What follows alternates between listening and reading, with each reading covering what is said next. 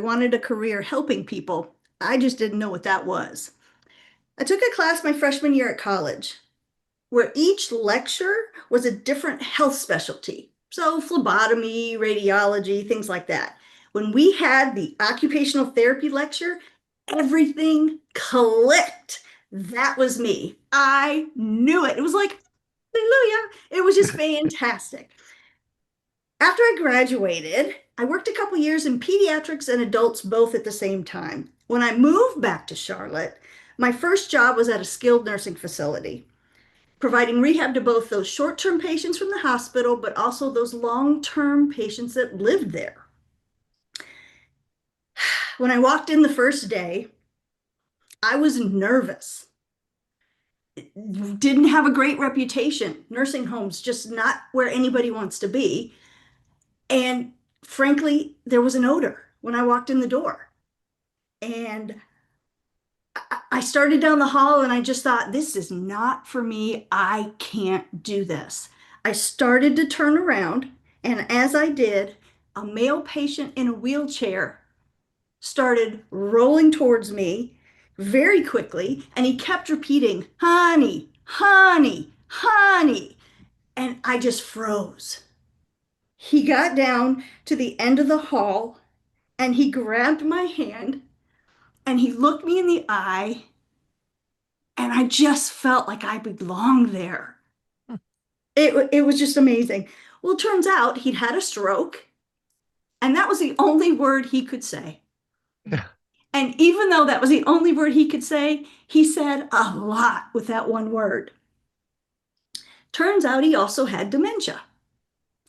And so when he let you in, you knew it and you felt so special. And since that day, it really changed how I viewed aging, but also adults. I loved my pediatrics because it was fun and we got to play with them.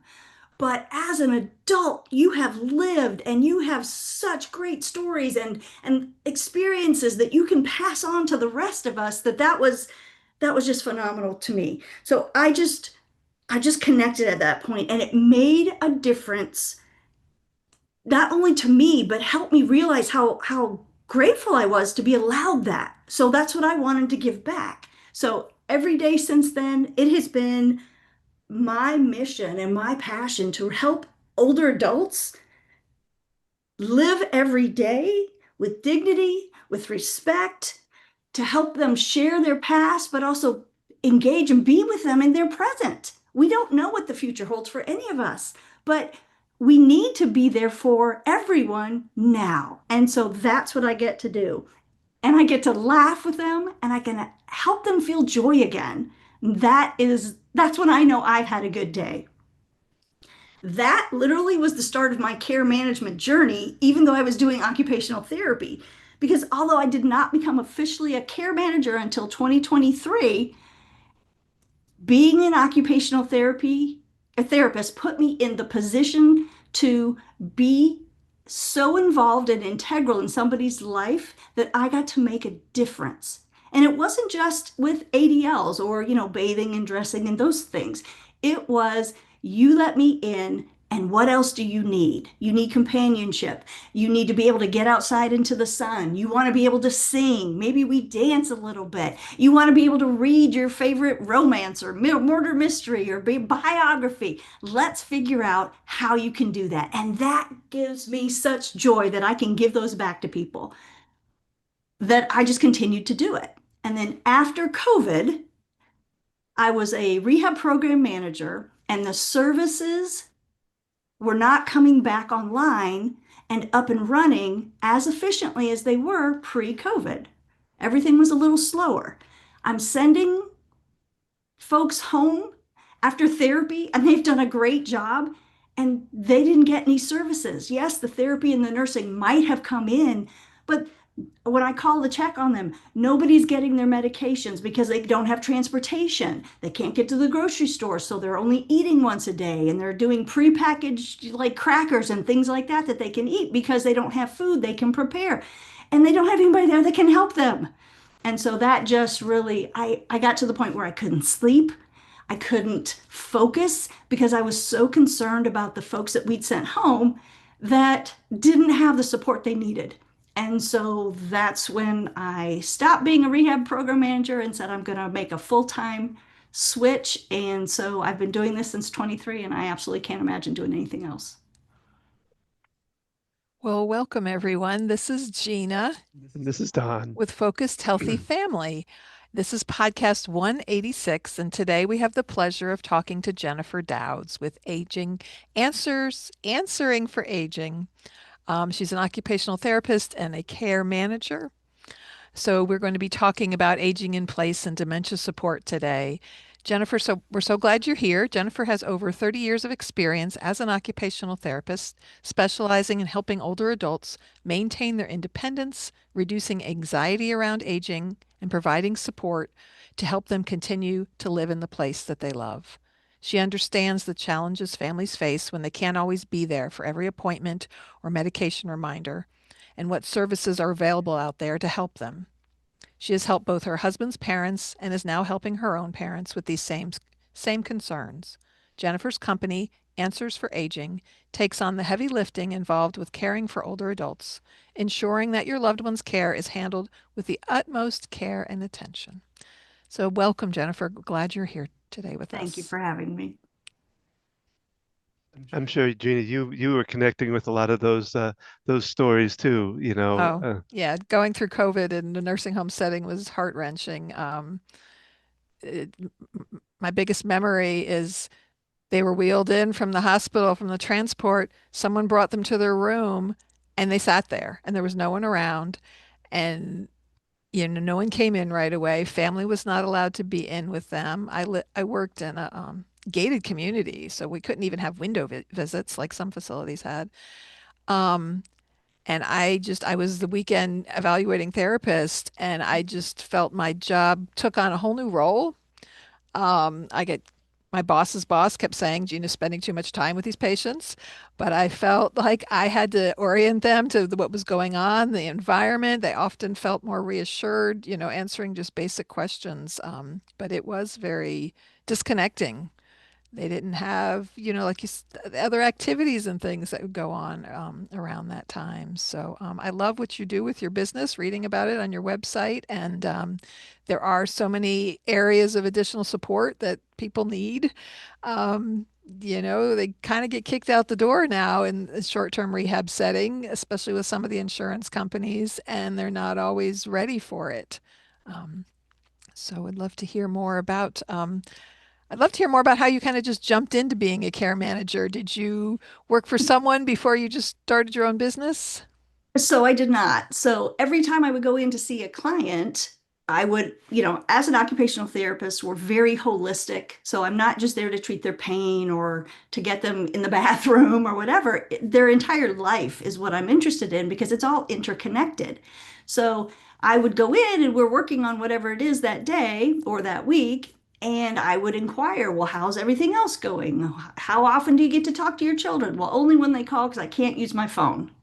Why can't you use your phone? Well, this is arthritis has gotten bad and I can't do it, or I've got a little bit of tremoring going on and I can't push the right buttons and it's so frustrating. And they text me, it's great, but I can't respond. Well, let's work on voice to text. And so it just kind of morphed into you need more support than what you're getting. But they didn't know to ask for help, and their family doesn't realize it always. A lot of my clients are actually the out of town family members that contact me to be available for their loved one that's here. Mm. And so, I'm speaking with their POAs while I'm talking to them and letting them know these are the challenges I'm seeing, these are the changes I'm noticing over the weeks. Um, you know, would you like me to help you with this? You should probably talk to this kind of service and that kind of service, and here's some recommendations. So I was doing it anyway as the occupational therapist and spending more time. I wasn't getting paid for it because insurance doesn't pay, the companies don't pay as an OT. You go in, you do your therapy, you're done. But it was just something that I couldn't not do because it's like, you teach them to walk again, but then you leave them on the side of the road. It doesn't make sense. So for me, I just couldn't leave somebody unattended. I had to figure out and solve their problems, give them solutions and resources. And so I've always been doing it. And so I didn't know care management was a thing until I realized during COVID, that's what happened. We knew case management, social workers and nurses in the hospital helping them get to their next place and the next services, but that's case management per case. Let's do it. Care management for me, and there are lots of different kinds, but care management for me is I want to be a part of the journey. I want to make sure that each avenue that you go through in every decade and every year, month, week, whatever it might be, is wonderful. And so that's not, here's your resource and I'll check on you in 6 months. That's how did it go? And did they show up? And did you like the person? And was the timing correct for you? And can I do anything to make it better? And so there was all this follow up that goes with that. And it just was something I was naturally doing anyway.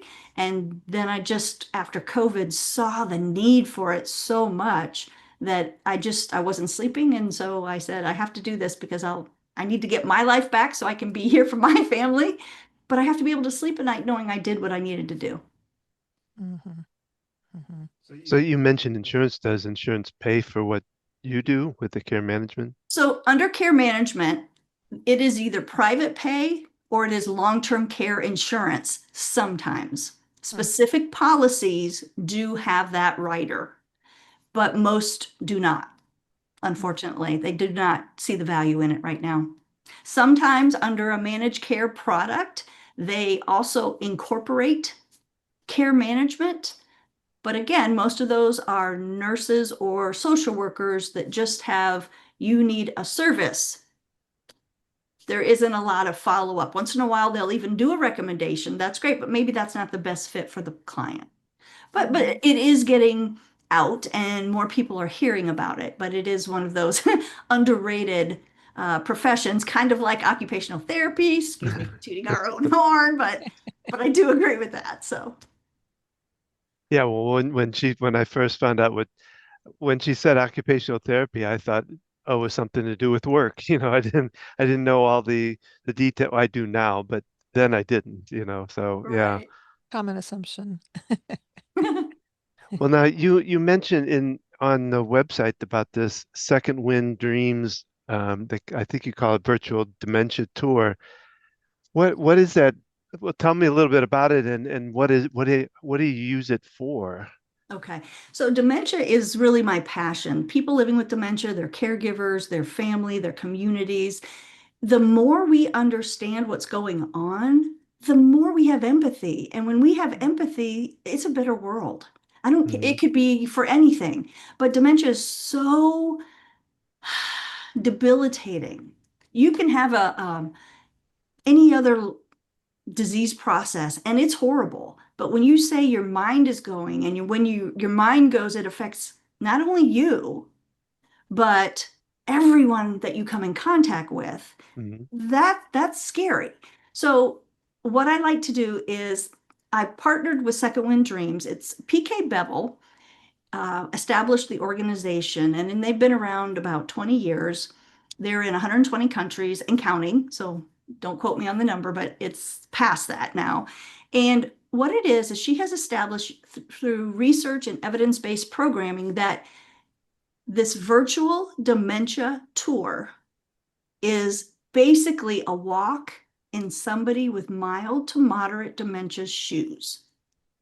Okay. You experience how they live for a short period of time. She has established this virtual dementia tour to give you a tour into their world, insight, and experience. You're not reading about it, you're not seeing it, you're experiencing it, you're living it. It's not virtual reality, it is an immersive experience. And that amount of time, and it doesn't take long, 15 minutes to a half an hour, it will change your world. I've been doing this over 30 years. I think it's 35, 36 at this point. I don't know. And we didn't even know what dementia was. The diagnosis didn't exist, but we were treating those people the best that Mhm. we knew how. And once I went through the tour, it made all the difference for me. I had been giving great care, the best that I could with the knowledge I had and the empathy that I understood. But until I went through it and experienced it, The aha moments were phenomenal. And honestly, I broke down. I thought about all the people in my career that I've touched that had dementia Mm-hmm. that maybe I could have done a little better. And I thought I did great with them. Mm-hmm. And Yeah. just to have that extra knowledge just made me feel like I'm going to change the world. But it also made me sad that I hadn't had this prior to be able to help them and change their world. So it was really important once I went through it that I carry that on. So it is a Mhm. part of what Answers for Aging offers. It is always free to the community, Mm. 100% free to the community. So if anyone would like a tour, Mm. whether it's family, Mm-hmm. church members, companies, whatever, you can get in touch with us. And there are lots of virtual dementia tour trainers around the country, around the world. It's not just me, but I'm happy to put you in touch with somebody in a different state, different country. Um, and we'll take you through the experience. I do it a lot for most of my clients who have loved ones that have dementia and that are living with that. We take those family members through one on one, and it is amazing the difference and the understanding that they get afterwards. And I'll tell you, the one thing universally that I notice is that people have more patience. Mm. They are kinder. They are slower when they are speaking and working with their loved one with dementia because they get it. It's not personal. They don't purposely not hear you or not do something or not get up or not eat or not. It's Mhm. not personal. They are having a hard time. And once you go through it, you understand it. So all of a sudden, one, the sense of relief that it's not your fault Mm. is big, right? It isn't anybody's fault, but it's also not only on you to be the primary caregiver. There are supports for you. And a lot of times when we are living with someone with dementia, and my family was the same way, it's hard to ask for help because Mhm. you're managing your life, their life, and everything peripheral to that. It's just too hard to ask for help, right? It's one more thing you have to go do. So it's Yeah. so difficult to do and bring yourself to do. And once people go through this, they understand it takes more than what they can do. So they're amenable to more help. And so it's easier to get them help. And after we get them help, then they say, thank you. I wish I'd done it sooner because I didn't know what they needed. And I thought I Yeah. had to do it all. But you don't. And you need as much support as the other one, the person living with dementia does. So Yeah. it is a combination effort. And so once people go through the tour, they understand that.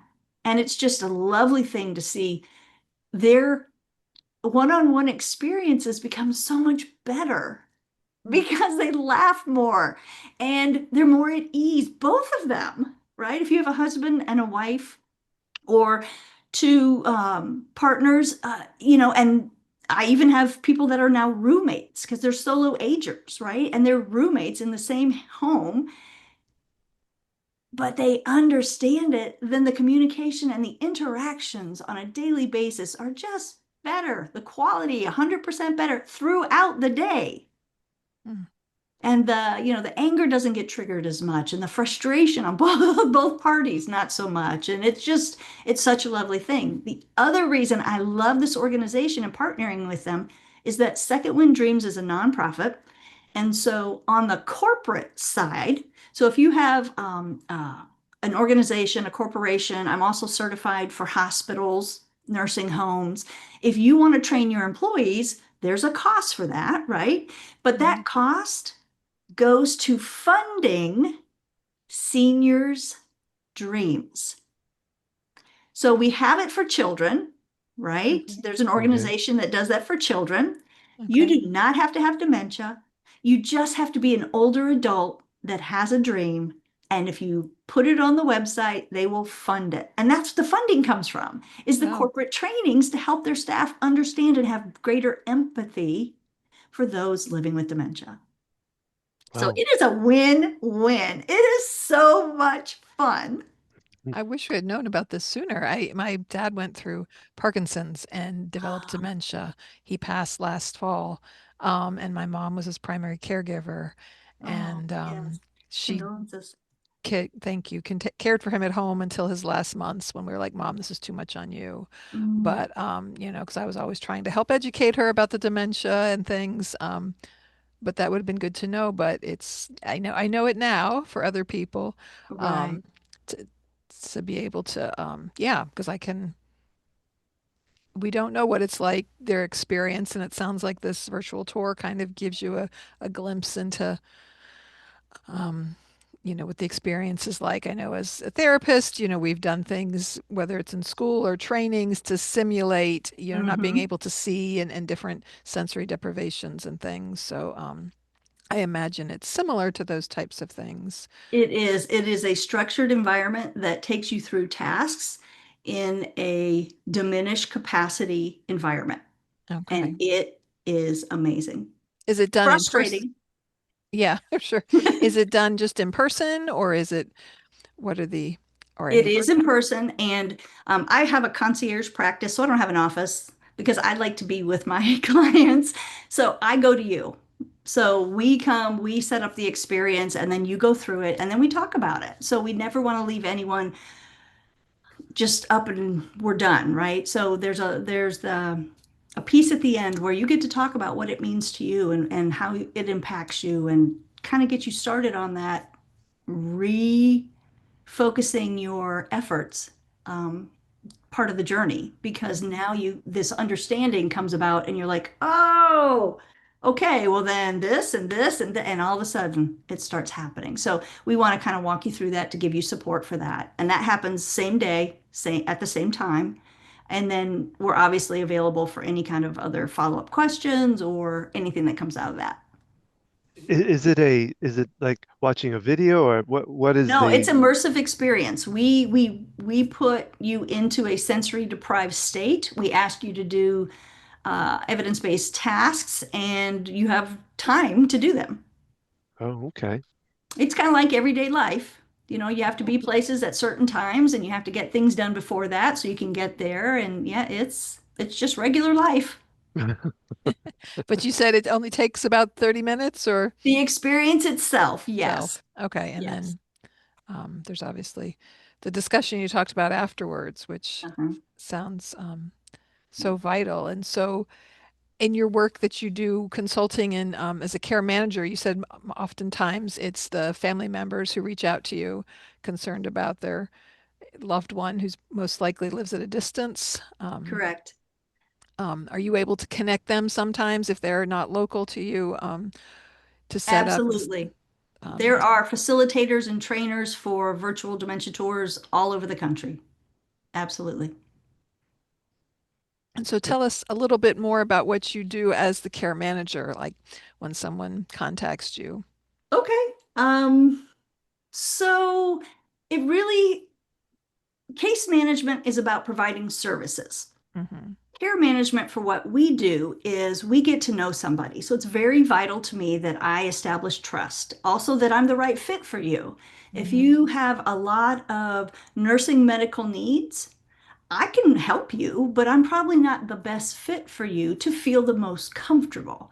So Hmm. I'm going to, probably recommend you somewhere else because I don't have a nurse that works with me at the moment. I do a lot of um, collaboration with nursing care management and nursing case management on the longer term side. So once they get home and everything's good, and let's make sure all the systems are set up, and then, and I make sure and facilitate all of that.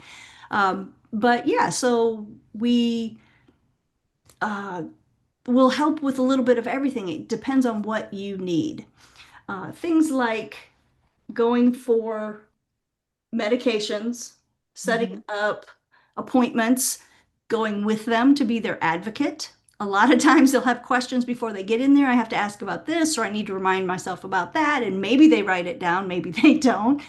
But if we've talked about it before and I know that it's an ongoing issue, then I can be your advocate to say, oh, and what about this? And you wanted to talk about this, and didn't you have concerns about that? Oh, that's right. And so I just kind of support them as they go, make Hmm. sure that everything, if there have been any changes, that not only do they understand what those changes are once we get back out of the appointment, because, only so much will happen that you can remember. And then make sure that the loved one that's either out of town or the family member also is aware so they can help reinforce and understand the changes that came about and what the plans are going forward. We also set up transportation for people so they can socialize. Let's get you to the theater. Let's get you to church. Let's get you to, it's Rosh Hashanah this week, so it's, your celebrations. You have a Saturday card game. Let's get you there. We set people up with meal services if needed, groceries. As an older adult, the older you get, the more vulnerable the population becomes for people like the delivery services. Do you want somebody coming to your door? Do you trust them? Mhm. So there are vetted and trusted service providers in the older adult industry that we work with and that we trust. And those are the ones that we tend to refer to. But you have my word and our service that we're going to follow up and make sure you got exactly what was ordered, that it came on time, those type of things as well. It's not just a one and done. We make sure that whatever's been put into place is working for you the best. I also work a lot on medication management. Mhm. So, you can get a prescription refilled, but when do you take it? How do you take it? Did you take it? Those are all very daily questions, sometimes two, three, four, six times a day, depends on, how many medications you're on and what system is going to work for you. We don't all benefit from the same pill box or the Mhm. same system. So it's how do you think? How do you work? What makes sense to you? Once I understand that, and that's one of the first things I try to do, then I can help set up a medication system that you can follow, that someone else can help you with if you need it, and that makes sense to you. So you're not wondering, oh, but I didn't, but did I? Is this the thing I do? And how do I do it? No, I want you to feel very comfortable and confident with what you're doing. So the system needs to work for you, not universal system, but one for you. Sure. I work in an independent living community right now, and it's a standalone independent living. Uh-huh. And because of costs, a lot of people really need more than independent living there. And Mm-hmm. like medication management is a huge thing that we do. And we can bill for that as occupational therapists, as that service. But then it's about supporting the family following through. And we had a family member, and she had some kind of smart device. And she set a reminder on there, did you take your medicines? And I talked to this patient about it, and she goes, "Oh, I just ignore that when I hear that." Exactly. I'm like, okay, that's not working.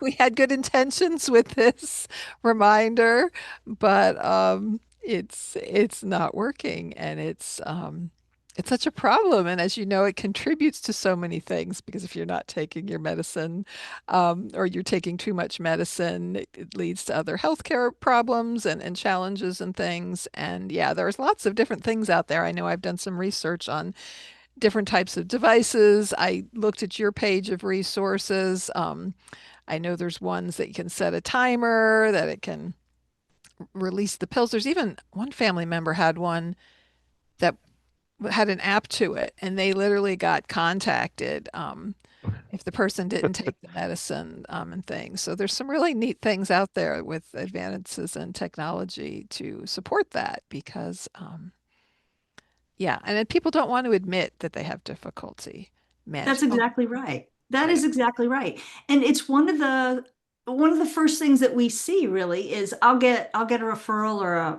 an inquiry on I think we need help with, and it's usually medication. I'm not sure they're taking it right, and just can you help us check on that? Okay.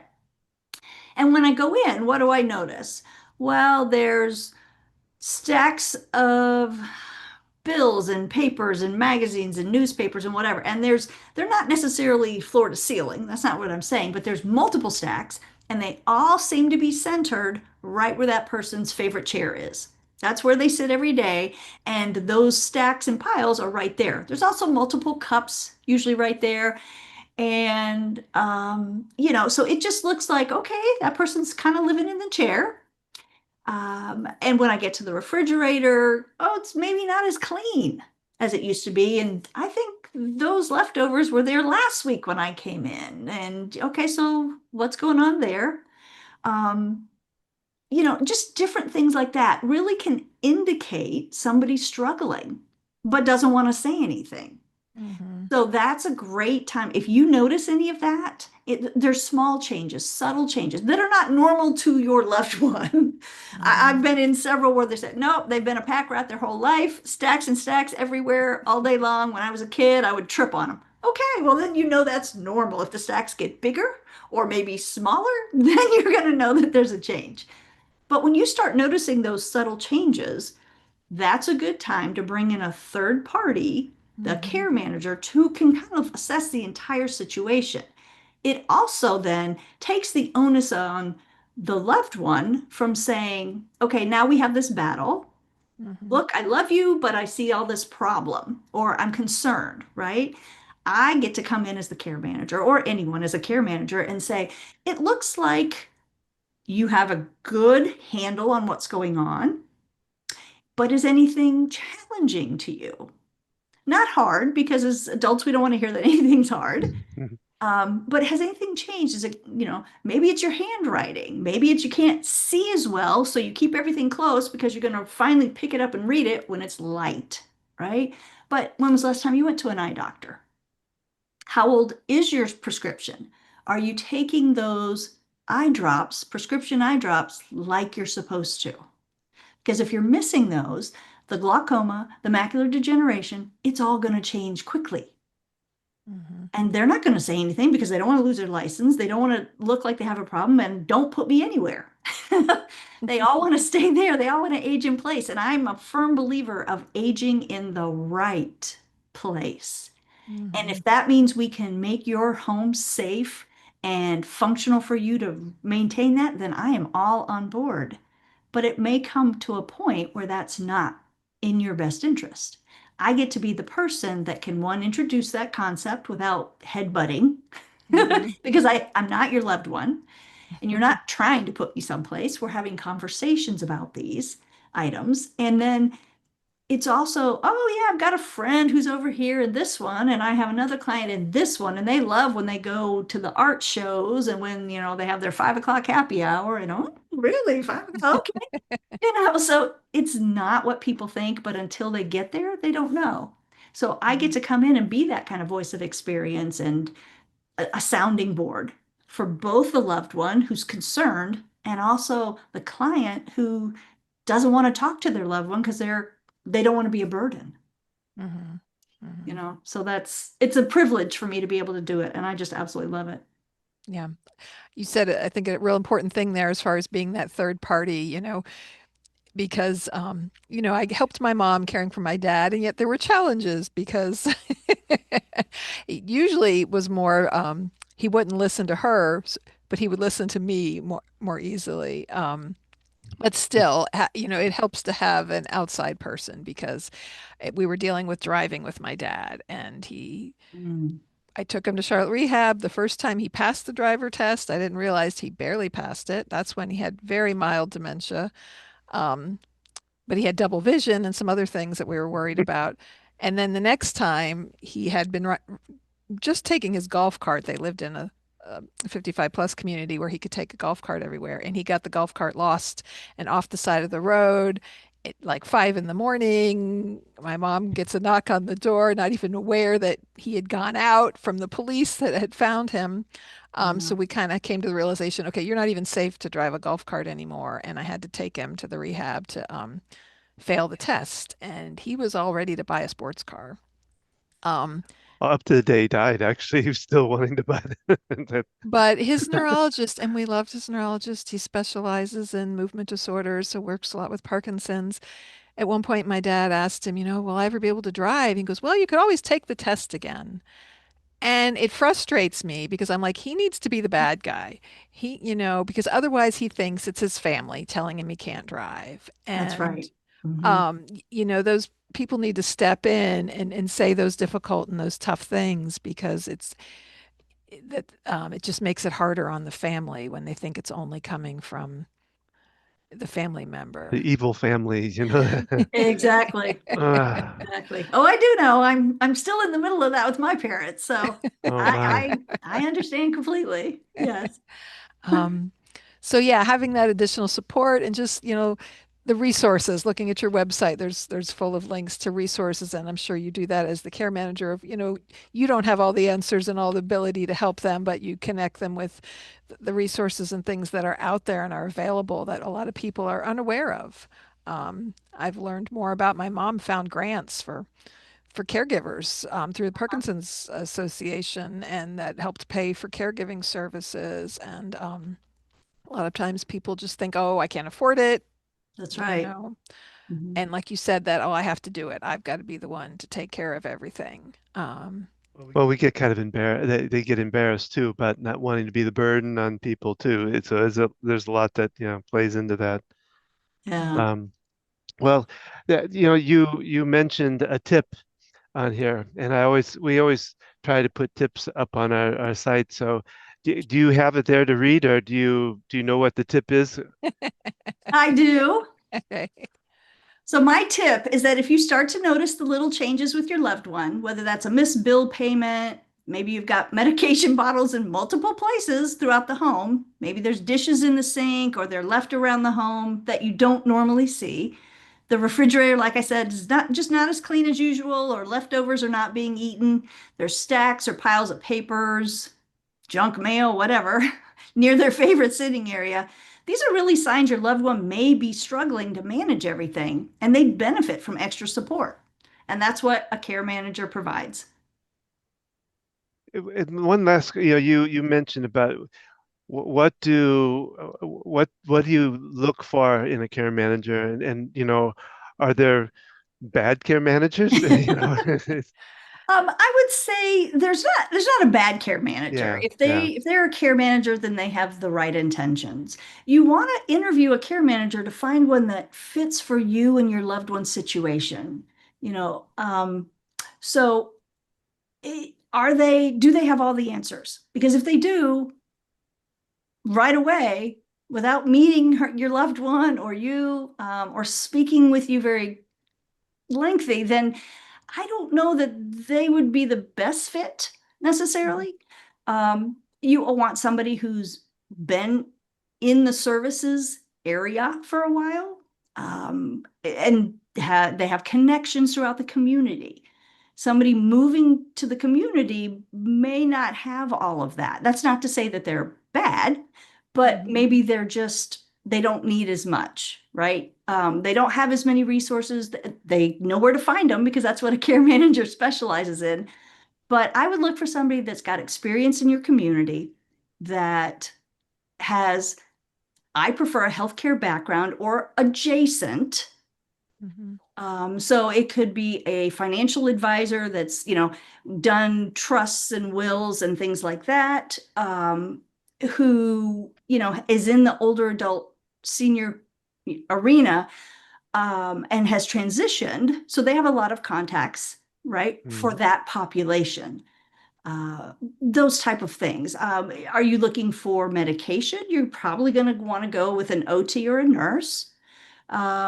Is it more about, well, they're just not really kind of moving much? Okay, well then, what about a PT, somebody with a background that understands mobility and just how that impacts balance and falls and things like that. So get your therapy people involved, get your speech therapy involved. Is your care manager aligned with therapists? Because we can't just set up services and hope they continue. Aging is a daily battle. And all of us have to do what we can do to stay healthy. So if you start with prevention and you can maintain that, because it does take work, then you will have a more fulfilling and joyful life. I want to leave everybody I touch with joy every day and confidence that they got this. Aging is not a bad thing. It is fantastic. And we just have to embrace it, but we have to live with confidence. If we are worried about our next step or our next meal or how are we going to do something, then that impacts all aspects of our lives. So if we can get rid of all those, negatives and turn them into positives. Yes, you've got services. Yes, we've put, these volunteers in place and we've got systems running for you. Hey, go do what you want to do. My grandmother was 84 and she wanted to ride a bike. I said, let's get out there and do it. Age is just a number. It is literally a number. And if you let that number define you, then your life is not going to be as rich. So go live your life and do it confidently because you've done so much already with your life. You've lived. Don't stop. Transition. We had challenges in our 20s and 30s. We had life challenges. We have life challenges now in our 50s to 80s to 90s. They're just different. Yeah, yeah, But we survived our 20s and 30s. We can survive this too. yeah, yeah. It's just going to look a little different, but we got this.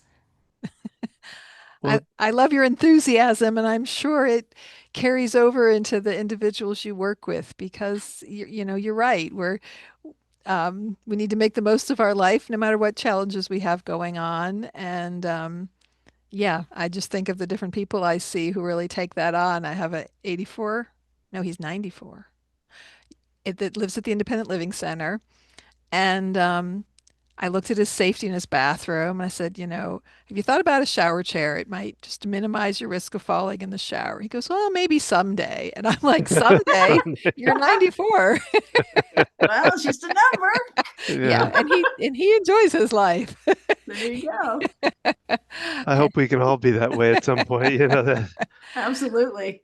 Well, Um, Jennifer, it was really enjoyable talking to you. I enjoy what you're doing. I think that virtual tour is a really great idea for people, and we really appreciate you being here today.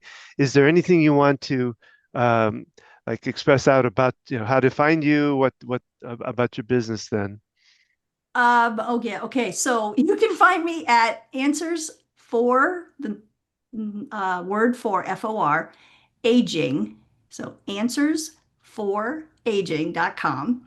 Okay. And so we have dual purpose specialties. We work with the aging population, obviously, but then also a sub niche of anyone dealing with either a loved one with dementia or a community with dementia. Any way we can support either aging adults or those with dementia specifically, that is our love, that is our passion, and what we're happy to do every day.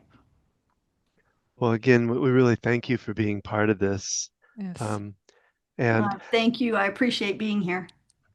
And this is our podcast for today. We hope you enjoyed it. We would love to hear from you. Give us a comment or um, f- uh, give us a favor on anything you're uh, listening on. You can find out more about Gina and I at focusedhealthyfamily.com, where you can find out about what we do as far as our business. Every Tuesday, 7 p.m., I do an EFT tapping group tapping session. It's free. It's 7 p.m. Eastern Standard Time. You can find out more about us on Facebook at Focused Healthy Family, at Instagram at Focused Healthy Family 1, YouTube